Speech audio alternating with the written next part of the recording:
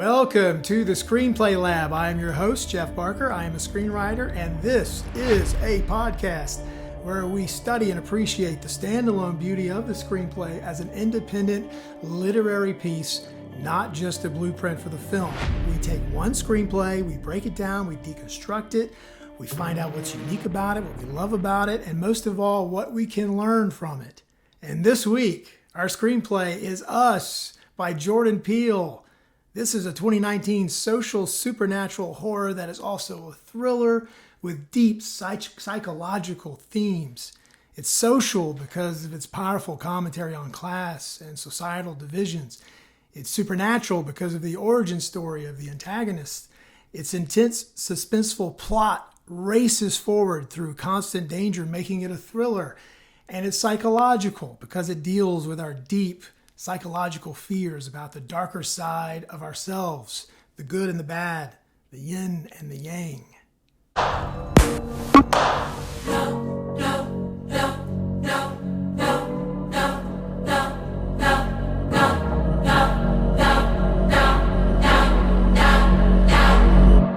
And as an added bonus today, we will have a sit-down interview with the sensational actor, comedian, director, Curry Barker, who's also my son.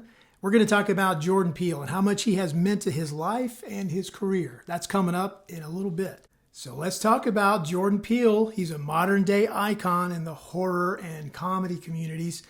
He's played a major role in revolutionizing the horror genre, opening the door for important horror movies with something to say, movies that challenge our thinking. He's 46, raised in New York, married with a child, and he attended Sarah Lawrence College in New York. That's also the same school that J.J. Abrams went to, but that was earlier. He studied puppetry before switching to comedy, and that led to an early 2000s stint in Amsterdam doing an improv show called Boom Chicago. It's a big deal. That's where he got his start, and it's also where Seth Meyers and Jason Sudeikis got their starts. This led to him working on Mad TV, where he formed a partnership with Keegan-Michael Key. And then in 2012, Key and Peele, that beautiful, beautiful sketch comedy show. He won a Peabody, he won an Emmy, and then he wrote the screenplay, Get Out, which became his directorial debut in 2017. And he won an Oscar for Best Original Screenplay. At the same time, people who loved his comedy were surprised to see him do horror. But it is a very natural crossover and makes a lot of sense. In fact, Get Out was filmed right here where I'm sitting today, 4 miles from my house. I sure wish I'd have known that. I'd have been stalking over there to see what was going on. Us is his second film. Then he did Nope, which was in 2022. I love all three of his films, but settled on Us as our screenplay breakdown because of its velocity on the page and its traditional horror tropes that aren't done in a tired way. He also now has a very powerful production company called Monkey Paw Productions that's branching out beyond his projects. In fact, they produced the 2021 version of Candyman. They also produced the reboot of The Twilight Zone, although he did appear in that as the host of the show. He is a very busy man. So how was this film, Us, developed? Peele says the initial spark came from a Twilight Zone episode, the old Twilight Zone, called Mirror Image, which deals with doppelgangers and the enemy from within and how this might apply to society as a whole today. He also came up with this idea of underground people being tethered to us from his time in college, taking the train back and forth to New York, feeling like the world above him was going on while he was suspended underground. He began writing the screenplay in 2017 during the success of Get Out, and it took him a full year to complete it. He says it was a challenge because of tying all the types of scenes that he wanted to do. And also, he wanted his second film to be solidly horror. He said that during Get Out, he kept getting feedback that people didn't know what it was. It was scary, but it didn't seem like a horror movie. Well, Us is certainly firmly in the horror genre. Let's talk about the production. Universal Studios signed Peele to a first look deal after the success of Get Out. This allowed for a much larger budget. Get Out was shot for $4.5 million. Us had a budget of $20 million.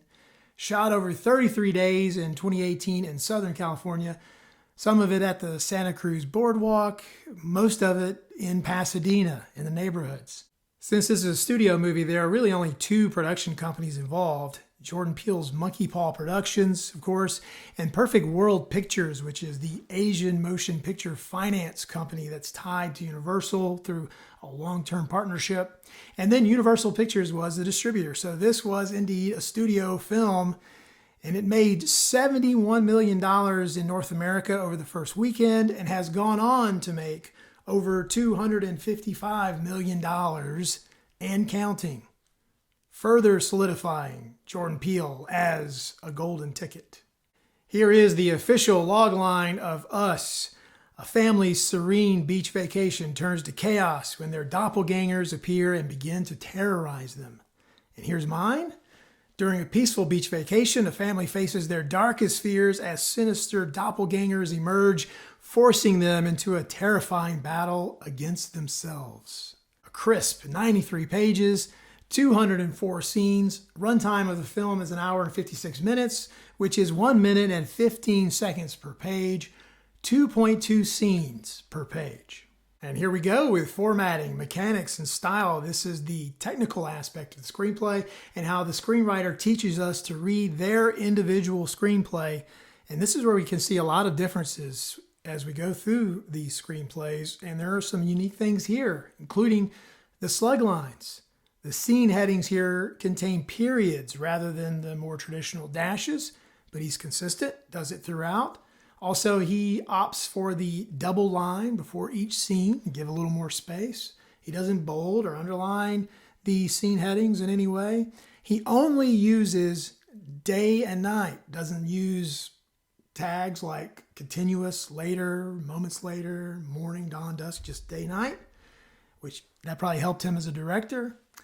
He does mention moments later a couple times in the screenplay, but he uses it as an action line. You can see where he says here on page 7, moments later, and that moves us forward in the story. Another unique element is that he uses continued at the top of each page that continues a scene, which is almost every page. He did not do this in Get Out or Nope, so it got me thinking about it, trying to figure out why he did it like this. I'm guessing, and I don't know, this is just a guess, I think it might be to stretch out the page count. This is a very short screenplay, the shortest of the three. And if you take those continues out, it drops it down to 89 pages. So maybe he had to deliver a 90-page screenplay, maybe he just wanted a 93-page screenplay, or maybe I'm completely wrong. In fact, I may very well be wrong, because the next point I want to make is about the girth of some of his action lines. He often opts for these thick action lines rather than breaking up the beats. Just by doing this alone, he could have added 10 or 20 pages, however many he wanted. Here, I'll show you what I'm talking about. On page 6, you can see this paragraph. It's 8 lines long, but it's 7 different beats. You have Russell playing whack-a-mole. You have Rain heading off, leaving. You have Adelaide watching Russell. You have Adelaide walking down the boardwalk. You have young Freddie lurking under the staircase with the cardboard sign. You have Adelaide staring at the numbers. You have him staring back at her.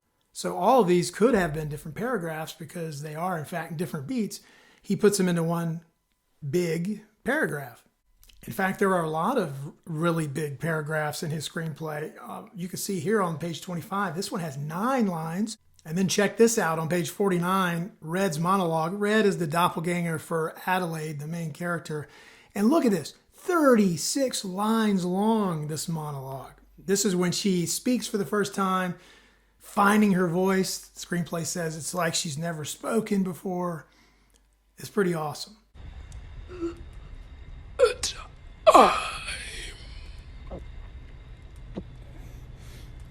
There was a girl. And the girl had a shadow. This is also when we find out for the first time that this is a supernatural story. Up until now, it's been pretty grounded. So, and this is page 49. So he's been holding that tight up until this point. And then check out page 55. This is an example of just the thickness of the words on the page. Not a lot of white space at times. I mean, just look at that. That is a thick, thick page of text. But also at times there's a lot of velocity on the page. Bang, bang, bang. When the action heats up, he starts getting more sparse with his action lines to move us along vertical down the page instead of horizontal across the page, building that adrenaline, building that excitement. So Jordan Peele does what a lot of good screenwriters do. He's got his thumb on the dial and he's turning it down, he's turning it up. He's in control of the story. Jordan Peele uses flashbacks a lot in the screenplay. In fact, 22 flashbacks in the story, so it is not a linear story. He's going back and give us some information as we go. The interesting thing for us, though, as screenwriters, is how he formats those flashbacks. He does it two different ways, and there's a reason for it. The first format to dissect happens 12 times on the page, and we can look at this example on 24. Here he indicates the flashback in an action line in the same way that you would indicate a montage. You see here he says flashback, then we get the scene, and then when it's over, instead of in montage, we get present day. So he uses the action lines. The other way he does it 10 times, and here's an example on page 85, is he puts it in the scene heading. Now, why would he do this two different ways? It wasn't an accident. The times that he does it with the scene heading is because he wants to be very clear, because he's jumping through those scenes very quickly, like we talked about a while ago. And as he's going from scene to scene, he wants you to know which one's present day, which one's flashback. And if he's adding those action lines, it could get confusing. Another technical element that he does that I really like, that I also do in my writing, is he gives character names to almost all the characters, even the ones that don't speak. It's a sign of respect for the actors who showed up and worked that day and embodied that person. Here's an example on page 5. It says, they passed a table where two teenagers, Mandy and Downey, eat fast food like pigs. And they don't have any lines. They never appear again in the screenplay. And it's not just them. This happens many, many times. Now these two actors get to be Mandy and Downey rather than teenagers eating. It means a lot. Jordan Peele is very intentional about the music choices in his film, and so they are directly in here in the screenplay. You've got the Beach Boys, the Nutcracker. I Got Five on it, which is a great song for the screenplay. We Are the World. Here on 8, you can see an example. Even if it's not a specific song, it's still telling you like what it's going to sound like. It says music. A children's choir hums a dark anthem in a strange language. The song is melodic and bright, hopeful, but also unfamiliar and wrong. So it definitely gives you a vibe, definitely makes you feel a sort of way, and that's what the writing is supposed to do. It's supposed to evoke feelings. Some other quick interesting notes about Jordan Peele's writing. In this script, he uses very few italics. It's in there, but not very often. No underlining at all in this script. Sparse use of bold. Again, it's in there, but not a lot. No montages at all in this screenplay. And he does use off as a cue for the actors for what they should be reacting to. But rather than put it in a parenthetical, he puts it in an action line off of whatever it is they're reacting to. On to directions on the page, which we talk about every week, so you can see how everyone else does it and decide if you want to use it in your screenplays. We've had some lately who have a lot of direction on the page. Most recently, when we looked at The Brutalist, it had 98 counts for different lenses and different angles. Here, not so much. We see, we are, he uses it only 5 times in this screenplay, where he puts us in the position of the camera. You can see on 66 here, where he's talking about seeing through someone's eyes. It's a POV shot. And camera angles only twice in the screenplay. He uses close-up, such as close-up on a red, wet rabbit's eye. That's hard to say, red, wet rabbit's eye. And then once he uses a bird-eye view for the closing shot. But that's it. He does not do a lot of direction on the page. I'm sure he has a document with 1 million notes about what he wants to do as a director, but he did not include it on the screenplay. We still have a lot to talk about in regard to his actual writing in this screenplay. But when we come back from this short break, we will sit down with actor, comedian, and director Curry Barker. If you're enjoying this so far, I am so very grateful. Please don't forget to subscribe and comment and like. If you're listening to this podcast, please leave a review. That helps a lot. You can watch the video from YouTube if you're listening. And I update regularly on all of the social media platforms. Also, I do a deep dive on my Substack, where I write down what we're talking about here and you can look at it, you can study it, please share me with your screenwriting friends and your filmmaking friends. And if you want to keep up with me and what's going on with my career, you can find that at jeff-barker.com. All right, now back to the program. Thank you for watching my dad's podcast. His found footage horror movie Milk and Cereal has received critical acclaim. Variety magazine listed it as the 8th best horror movie of 2024. He and his creative partner, Cooper Tomlinson, have a sketch comedy channel across all the platforms. It's called That's a Bad Idea, and it has millions of followers and hundreds of millions of views. Bloody Disgusting has called him the next big thing in horror, and The Guardian says he's a filmmaker to contend with for years to come. But most of all, my son. Welcome, actor, comedian, director, Curry Barker. Hello, hello. I wanted to have you on this podcast because of how important Key and Peele was to our lives. You know, it has a lot of adult content, but I thought it was important, even as a young kid, to expose you to that type of comedy. What are your thoughts about that when you look back on that? Yeah, I mean, honestly, I say this to everybody that because I get asked quite a bit nowadays, what were your comedic inspirations? And I always say Key and Peele because it would almost, there was, I know there was a lot of sketch comedy shows that exist, but for me, it was the first time I'd ever seen anything like that. And I was like, wait, you can do that? You can just like make these small little concepts that are funny and go to the next thing. And it kind of became my dream job to like, because I always wanted to be an actor, but imagine being an actor, but one day you go to work and you're a cop, the next day you go to work and all their sketches, they do these crazy different roles every single time. That's like, what more can an actor ask for than a job like that? So, I mean, yeah, I mean, we used to watch Key and Peele at the house all the time. And I actually got a chance to meet Keegan Michael Key and at a screening one time, and I was scared, but I went up to him and I was like, "Hey, just so you know, you're the reason I'm funny." And he was like, "What?" And I was like, you're a huge inspiration of mine." And he was like, "Oh, thanks, man." He was super nice, but you could tell he was like, "Get away from me." But he was super That's nice. that's hilarious. Also, Yeah. too, with their sketches, it's the story. Like it's not just being funny, being silly. Like there's always a beginning, a middle, and end. There's a twist and the Yeah. production value. Exactly. Yeah, that's kind of what I think maybe separates me and Cooper from other creators possibly on, TikTok and Instagram is that we took inspiration from that.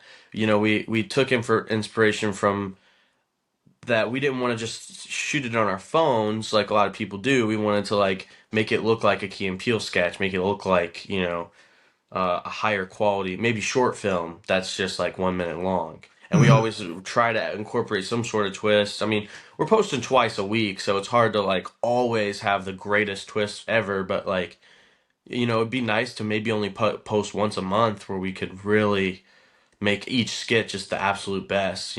But Right. And now you guys are killing it with the sponsored content, which some people they don't like that so much, but it's you got to pay the bills, and you guys are putting out commercials that don't seem like commercials.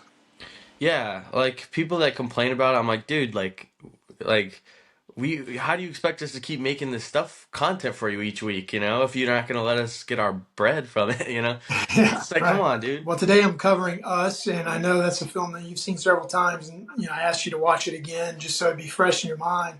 So when you watched it again, what were your thoughts? Yeah, I mean, it it's really interesting. Jordan Peele is such a like has such an interesting. I think he was one of the first people to really start to like him along with Ari Aster and a couple other filmmakers that I really look up to were like the first people to really start to like change the boundaries of what a horror movie could be. Mm. In the early 2000s, a horror movie was like just a lot of sexual stuff and like it was just, a popcorn movie that you could watch with your friends. It doesn't really have like a good story or anything. And then people like artists like Jordan Peele and Ari Aster started to like emerge from the grass, and like we started getting horror films that felt like more art and had a bigger like message behind it. So, what stood out watching it this time is maybe something you forgot before. I did forget, which so I guess that's how long it's been since I've seen it, but it's that is a crazy twist, and it all makes sense the way she was acting when she was a little daughter, how she wouldn't talk to her parents, all that stuff. It's Right. like it all makes sense, but it's such a good twist is a twist that um it doesn't feel like a cheap cop out by the end. It actually feels like it completely makes sense. You know, of course, if you were to replace your daughter with a tethered daughter, she's not going to talk. You can talk to therapists, you can try and figure out what's wrong with her, but she's from this like underground world. Eventually, she'll come out of her shell and become the woman that she ended up becoming. But like, yeah, it was really cool. Back to Jordan Peele, now not as a comedian so much, but as a filmmaker. What sort of influence do you think he's had on you as a young filmmaker? Definitely, as a screenwriter, I think he has had a lot of influence. My manager is always trying to tell me to simplify action lines and stuff like that. And Get Out is one of the screenplays I read to kind of look at like, well, how does Jordan Peele write his action lines, you know? And I'm curious to hear what you kind of discovered with us. But from what I saw with Get Out, he is the most simplistic. Like he's kind of like what you were saying about Jesse Eisenberg, just so like simple, you know? Yeah. Well, I'm glad you say you're interested to see how us is because it's a little different. He has some like really thick action lines in there. In fact, there's one that is 8 lines long and it's really 7 beats. So if he want, he could have broken that out into 7 different paragraphs, but he keeps it in one paragraph. But he also can easily turn it up. So when the action heats up is when it gets quicker. How to use action and pacing to change the way I'm writing my action lines. I've always thought that's really cool and something that I've kind of discovered just through your videos and through like watching you like talk about what this person does and what that person does, and seeing that there really isn't a right answer to how to write a script. Right. And I love it's so cool that writers use uh, their action lines to kind of show pacing for how the scene goes in their head, and I think it's something that I could get a lot better at. And me and Cooper are obviously writing a script right now together, and it's just something to think about. From a cinematic standpoint, any scenes there that really stood out to you watching this last night? Yeah, my favorite scene for me was the scene where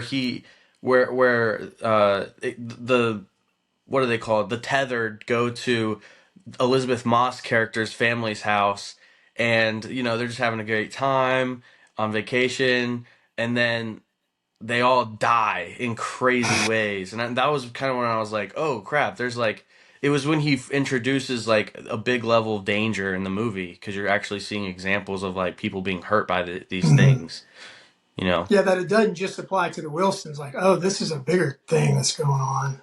Yeah, Right. it almost feels like if a zombie apocalypse movie had more of like a horror psychological twist to it. Yeah.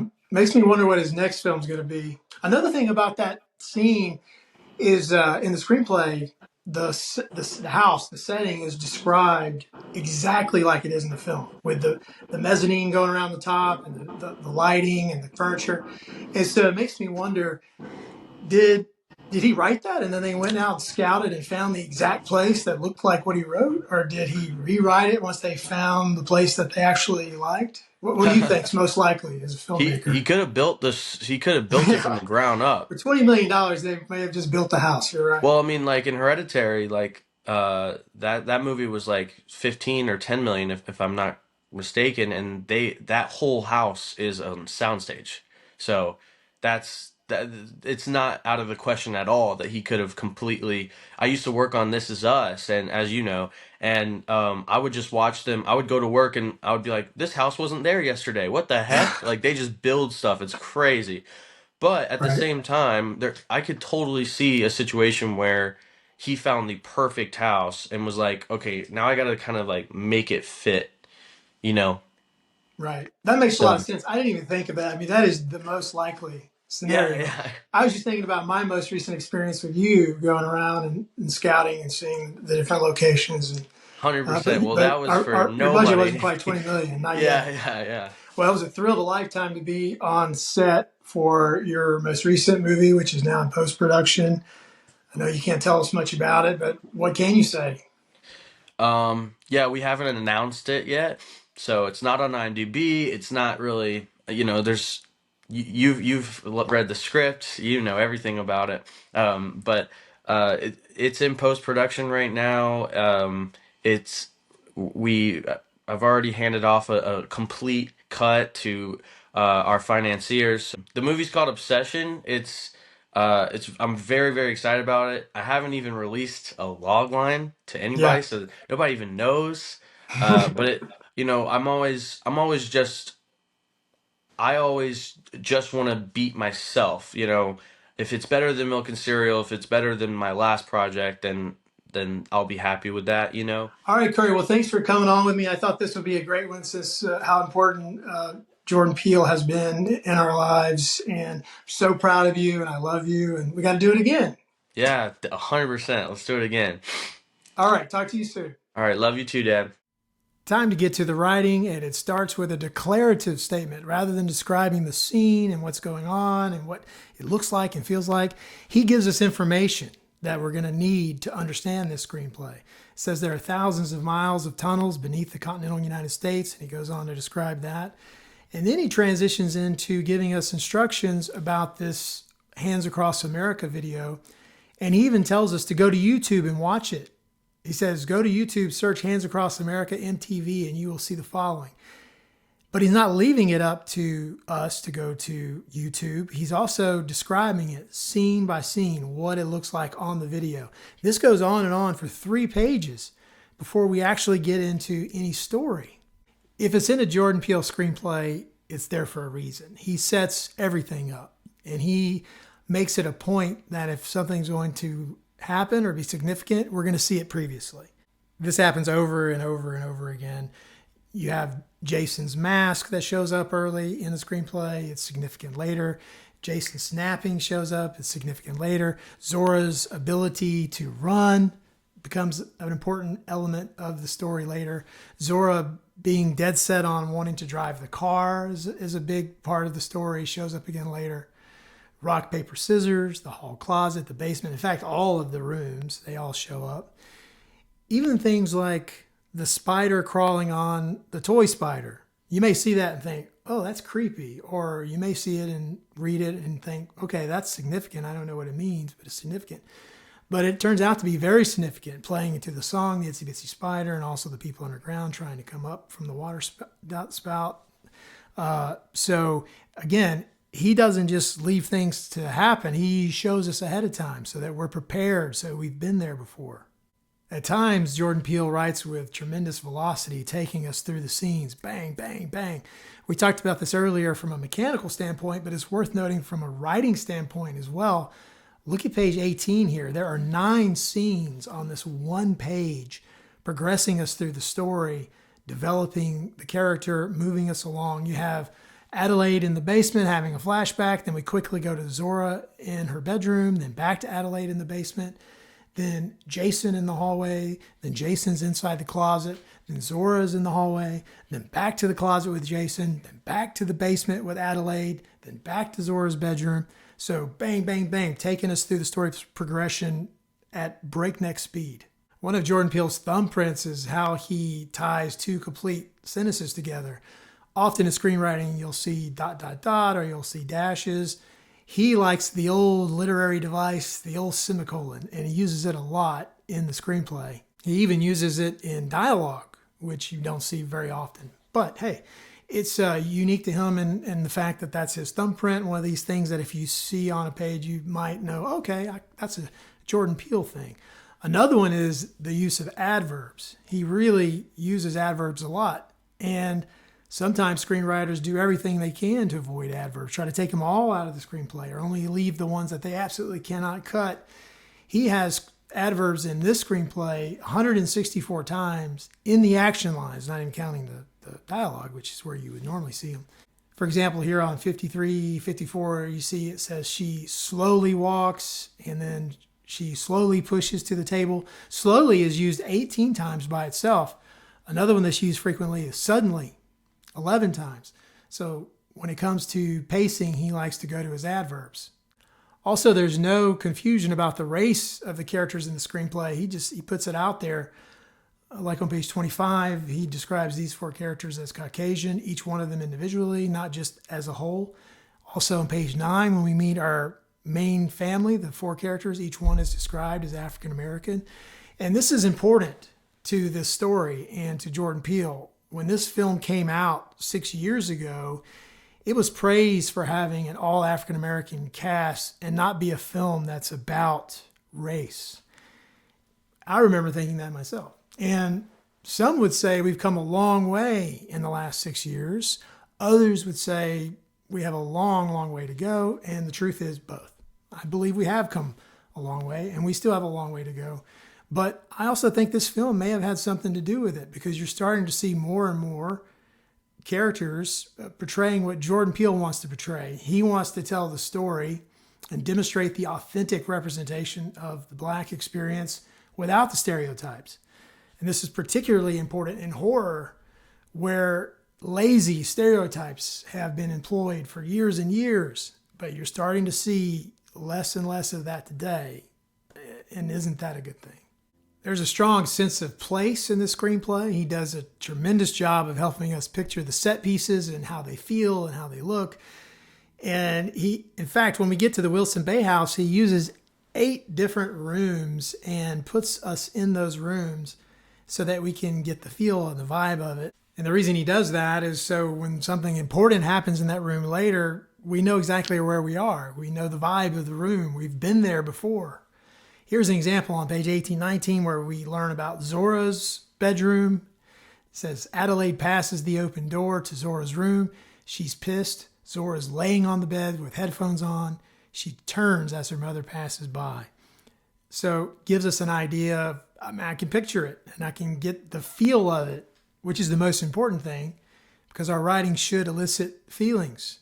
When we get to the Tyler Bayside house on page 60, this is what I was talking to Curry about earlier. It is described in detail exactly how it appears in the film. It says here that it's brightly lit, that there's clean lines, elegant art. But the thing that I'm talking about most is this unique mezzanine, that landing that goes all the way around looking down into the living area.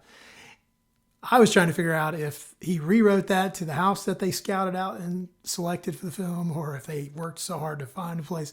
Curry points out the most obvious is that they probably just built it. So who knows? I'll look into that and see if we can figure that out. And obviously Jordan Peele is funny. I mean, if you have 10,000 hours of writing comedy under your belt, you're going to be funny. And it shows up throughout this screenplay and the film. One of the ones that stood out to me is on page 47 when the intruders, the bad family, is trying to get into the house and they're worried about them coming through the windows and all this, and they just come through the front door. But it's because they see the doorknob start to jiggle and they're like, they found the key. And Gabe says, what key? And Adelaide says, the hide a key. And Gabe says, hide a key? What kind of white shit? I think it's really funny. Another funny exchange is on page 73, 74 when Zora is trying to make a point that she needs to drive the car because Dad has a bum leg, and I forget all her reasons, but she's trying to justify it. And also her final justification is that she has the most kills. And then they go into this back and forth conversation that's really funny. Zora says, I've got the highest kill count of the whole family. I'm driving. And Adelaide says, you don't have the highest kill count. And Zora says, I killed both twins. Adelaide says, wrong. I just killed the second one. And then Jason, the little brother, says, I killed Kitty. And then Gabe points around, counting. He lands on himself. He says, so that's 1, 1, 1, and 2. I killed 2. I killed myself and Josh. So in the heat of the moment, because it's been so intense, so serious, they're trying to figure out who has the most kills like it's a video game. To me, the funniest character is Gabe. He is super hilarious, and perhaps Jordan Peele most embodies this character. I don't know. To me, he does. This guy is the butt of most of the jokes. He's overconfident. He's the only one that keeps getting injured in fights, but he's determined to be the leader of the family and make all the decisions. And every time something does go his way, usually by accident, he puffs out his chest and beats on it. And here's an example of what it's like in the film. Now, I thought I already done told y'all to get off my property, okay? So if y'all want to get crazy, we can get crazy. Now, the cops are already on their way.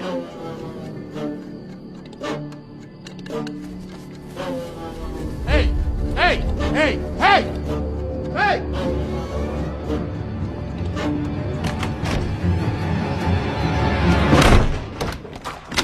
The interaction between Adelaide and Red, her doppelganger, is super funny. It plays off the normal conversation two mothers would be having if their children were having a play date. In the current intense circumstances, it makes it extra funny. Red says at one point, "Go play, boys, and be careful. He has a temper." And then she's like, "Don't burn the house down." And if anyone's had a play date, you've probably said some of those exact things or some version of it. Even Adelaide says, "Show him one of your tricks." Like when you're trying to get rid of the kid, go show him your room. So to me, that was super funny. I think the dialogue that we can most learn from is on page 81-82, when Zora and her father Gabe are on the boardwalk and the sun is rising. There's bodies everywhere. And the meat of the conversation of the dialogue is toward the end, where Zora asks if this is the end of the world, and her father says that it's not, but things are going to be different. And then she cries, and then he puts his arm around her and basically responds to what she's truly asking, which is mom going to be okay? And he ignores what she's really talking about, and he answers the true motivation of the conversation. Okay, that's all great stuff, right? That's dialogue 101, but that's not what I'm talking about. The point that I want to make is actually at the beginning of the conversation, and this is where he flexes his muscle and shows he's a real pro. It's how he gets into the conversation. I think a lot of screenwriters would have just had them walking and then boom, immediately into the conversation about all the bodies and who's cleaning all this up. But they start their conversation like this. Zora says, "What does it sound like when a pterodactyl goes to the bathroom?" And Gabe says, "What?" And Zora says, "Nothing. The P is silent." And then Gabe says, "The P? There's no P in pterodactyl." And Zora says, "Yes, there is." And then they go into the who's going to clean this up. This is important because this gives the reader and the viewer a breather from all of the adrenaline that's just been pumping for the last 20 minutes with a quick bit of humor. It shows the relationship between father and daughter. So it humanizes these two characters once again so that we care. We have to continue to care throughout the screenplay, throughout the film. And it doesn't slap us over the face with this obvious point of what the scene is all about. Getting into the dialogue. He does a great job of that. What we can learn from Jordan Peele's action lines is to simply have a voice. If you're a writer of screenplays, you have to have a voice. You have to find that voice over a lot of time of developing it so that it comes out of you naturally. You don't have to try so hard for it. And Jordan's voice is on full display in the screenplay. It's easy for me to hear because of thousands of hours that I've watched Key and Peele and seen him in interviews. Here's an example on 65. It says, "Dahlia sits in front of a makeup mirror. She's lost like a Marilyn Monroe haze. She applies makeup to her crazy face like she's at the peak of a glamorous career." On page 77, it says, "They sit in shock. The trauma has left them almost numb. The scene looks like the aftermath of a very bad day at Disneyland." And if you've ever taken kids to Disney, you know exactly what that looks like. I also want to talk about his signature action beats. We learned earlier that Jordan Peele took a year to mold the screenplay to be what he wanted it to be because he had a lot of work trying to get the things in it that he wanted to get in it. That's what we know. What I believe is that he came up with these really unique horror elements, these horror beats, and had to try to find a way to fit them together but still be authentic and true to the story. You've got so many horror moments in the screenplay that are unique interesting, something you've never seen before. And then the things you have seen before, they have a twist on them in a new and unique way. Here's what I'm talking about. You have the 7-minute family massacre set to the good vibrations of the Beach Boys. That's unique. You have the ballet dancing with the precision stabbing like a fencer. You have the battle on top of the car while it's moving. You have the man getting his Achilles sliced with the scissors. You have the life or death hide and seek around the parked car. You have the revealing of the boy's scarred face by match in a completely dark space. You have the kid stepping backwards into the fire to mimic the other kid. You have pressing the woman's face against the coffee table glass while it's cracking, knowing that when it fully goes, it's going to be bad. And you have the boat pulling the villain away by rope just as he's about to slice the protagonist while they float on top of the water together. If you come up with 2 or 3 unique elements like this, people will remember them and say, wow, that was a good screenplay. That was a good story. He has so many, but he's not going to put anything in there just to have it. It has to tie in. It has to make sense with the story. And he mixes beats like a DJ. He writes 4 horror elements taking place at the same time, and it intercuts between them back and forth, back and forth. They're the classic tropes. There's the chasing, the beating, the haunting, and the threatening. These 4 things are going on at the exact same time with 4 different characters. All 4 main characters from the Wilson family start in the living room, held hostage by the Bad family, and then they all go or are forced into their separate ways. And Zora is being chased by her doppelganger. Gabe is being beaten by his doppelganger. Jason is being haunted in the dark closet by his doppelganger. And Adelaide is being threatened by her doppelganger. These 4 scenes are interlaced at the same time over 10 pages from page 51 to 60. And here's how it goes. It goes brother, mom, dad, dad, brother, sister, mom, dad, sister, mom, sister, dad, brother, mom, brother, mom, sister, dad. Okay, I did that redundant, boring thing to show you. He could have easily just taken one of those at a time and gotten through it, and then the next one but he wants to show that all this is happening at the same time, and he's building this anticipation and this anxiety one off the other until it just explodes at the end because they all resolve at the same time. I'd be negligent if I didn't talk about the symbolism in this screenplay because it is thick and there are so many. I'm just going to name a few. There's the spider. You have the spider climbing on the spider toy that we talked about earlier. The constant singing of the itsy bitsy spider. Not only is it creepy and set the tone, but it also represents the underground tethered people and their drive to ascend from the underground to the surface. And they're fighting to be recognized, fighting to be legitimized, but they get washed back down constantly until this time they finally got out. The rabbits, you knew they meant something. They're used as food and material for the underground tethers, but they represent proliferation and replication. The rabbits are experimental test subjects, just as the people below the ground are experimental test subjects. The rabbits evoke themes of survival and adaptation. The scissors, the scary scissors, one of the creepiest horror weapons I've seen in a long time. It's the everyday tool. Those are the scariest. But they symbolize 2 individual parts clamped together to become very scary. Individuals in society are both connected and divided, capable of creation and destruction. That's the point of the scissors. The Hands Across America that starts at the beginning of the film, this is carried underground by the original Adelaide and her memory from childhood, but it evolves into a plan for the underground people to demonstrate across the country and force the world to see them for who they are. The mirrors, that's also symbolism. They reflect the theme of duality and exploration of our own darker selves. We may not know our true selves and what lies beneath unless we're willing to look. And the number 11, it shows up throughout the screenplay over and over again. It's the twin number. You have the 2 ones that come together. We see it in the script repeated as Jeremiah 11:11, the scripture. The address of the Bay House is 2311. The alarm clock, we see it as 1111. 911, the emergency service, is useless in this story. And in the film, but not in the screenplay, I remember the Minnesota Twins, which is also 1-1. They're playing a baseball game and the score is 11-11, but that was added after the screenplay. There's also symbolism with Alice in Wonderland, but I won't get into that. And here is how the words on the page look on the screen. La tra la la tra la tra la la tra la la tra la tra la la tra la tra la tra. And that is Us by Jordan Peele, one of his 3 awesome screenplays. I can't wait to see what he's coming up with next. I bet he already wrote it. Any day now I'm waiting for an announcement with the next Jordan Peele. Please subscribe, comment, and like, all that stuff. Please find me on Substacks, where I do a deep dive into this screenplay and many others.